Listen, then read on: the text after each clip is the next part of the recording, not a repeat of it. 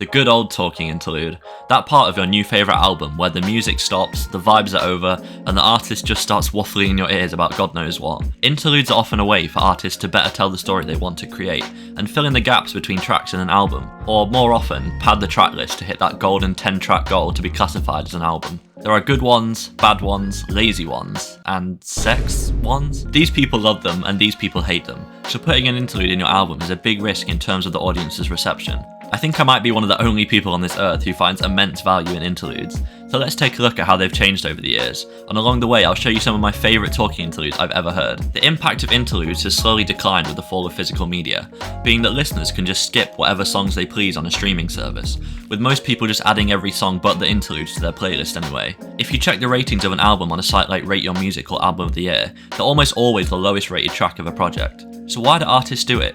Why bother adding filler tracks to an album which has so much potential to be a perfect 10 otherwise? Most interludes actually have no dialogue at all, and personally I would consider these more as instrumentals, pieces which have no lyrics but do still contribute to the sound and theme of an album. An audience is way more likely to accept this as opposed to just dialogue when listening to an album, as it feels like the track to sort of bridge the gap between two songs, rather than a random full-on podcast being played during their listen. The XX's iconic intro, which has been sampled many times since its release, and Black Country New Road's two instrumental openers which set the scene for the rest of their fantastic post-rock albums are great. A good opener is crucial in the design of an album. You need to set up your story and your artistic vision, while still keeping the listener hooked. If someone gets bored of your album, they'll simply just listen to something else these days, unlike a decade ago where if you had just purchased an album, it would be a complete waste to not listen to it. It's a tough balance, which is why most artists these days don't bother and just open with one of the project's lead singles.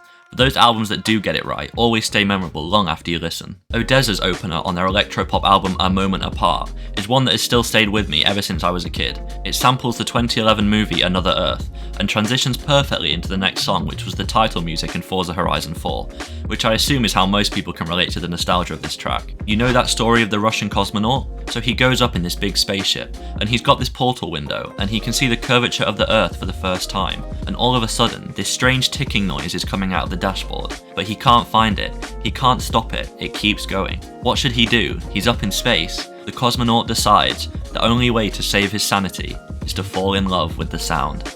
I think that's a very moving monologue. Well done, ODESZA. But what if you get it wrong? The 1975 has opened every single one of their albums with a track called, well, the 1975. It always contained the same lyrics and chords, and it was a guarantee that any new 1975 album would open like this. But their fourth album, Notes on a Conditional Form, was a big change in this trend. Instead, they opted for a 5-minute long speech by climate activist Greta Thunberg, with some faint notes in the background. Personally, I love this. Most people hated it, and the song has now become the lowest rated track of their entire discography. The album is padded to the brim with interludes and 2-minute instrumental pieces, and basically the entire project is known for being way too long and fatiguing to listen to. Too many interludes is an extremely dangerous problem for your album to have, as it becomes the punching bag for your project and what it becomes known for. DJ and producer Fred Again's recent release 10 Days has become one of my top 5 albums ever made. I just love it so much, but if you've never heard this album, the reason it's so controversial is that it has 10 interludes. Yeah, an interlude before every single song on the record. Now, I agree this isn't optimal, and for easy listening, even I made a playlist where it's just the songs and not the interludes. But when you're playing the entire album in one go,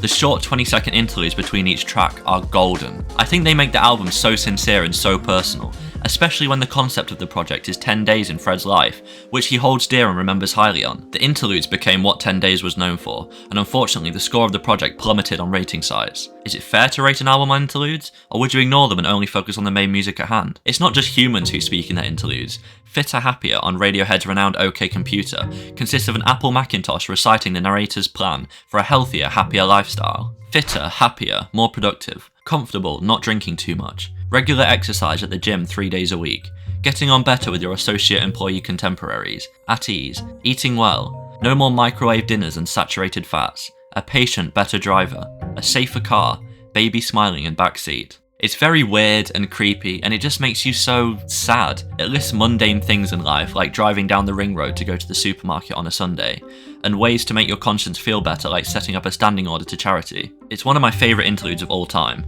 It's very beloved to me, and seeing a rating table like this really upsets me. It's a statement on dullness and repeating the same thing over and over each day. The extra years you added onto your life by being healthy were taken up by the time trying to stay healthy. The random motivations you get at 3 AM when you want to turn your life around for the better, only to wake up in the morning and still rot in bed. The song is dystopian, but exists in our reality. It's sad. The 1975 have a great commentary on the internet, with The Man Who Married a Robot. This is a story about a lonely, lonely man. He lived in a lonely house, on a lonely street, in a lonely part of the world. But of course, he had the internet. The internet, as you know, was his friend. You could say his best friend.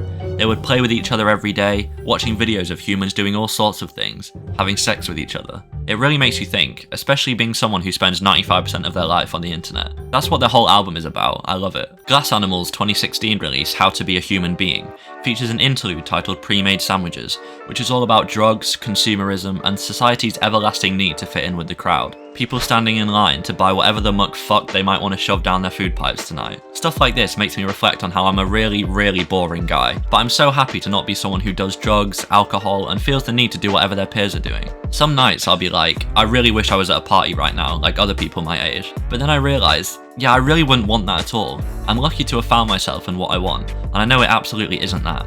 I'll take listening to music alone in my room any day over going to some party I don't want to be at. Concept albums are brilliant for interludes, because you know they haven't been placed in the tracklist too cheaply, because the album revolves around them. I already mentioned 10 Days, but take Flower Boy for example. Flower Boy's gimmick is essentially a road trip, specifically relating to the car scene on the cover art, with the interludes on the project being clips from mock radio shows, asking viewers to call in for the next song, and lots of car doors and driving over pothole sounds. It makes you feel so much more immersed in the album, and it would be a much worse project without it. It's Golf Radio, you're on the air with Shane Powers taking requests. What's your name? Hello? Oh okay, well since you want to be Mr. fucking Secret Agent, what song do you want to hear? Stuff like this makes albums feel more like a movie. That's an incredible thing. And finally, interludes don't even have to be a full track of their own.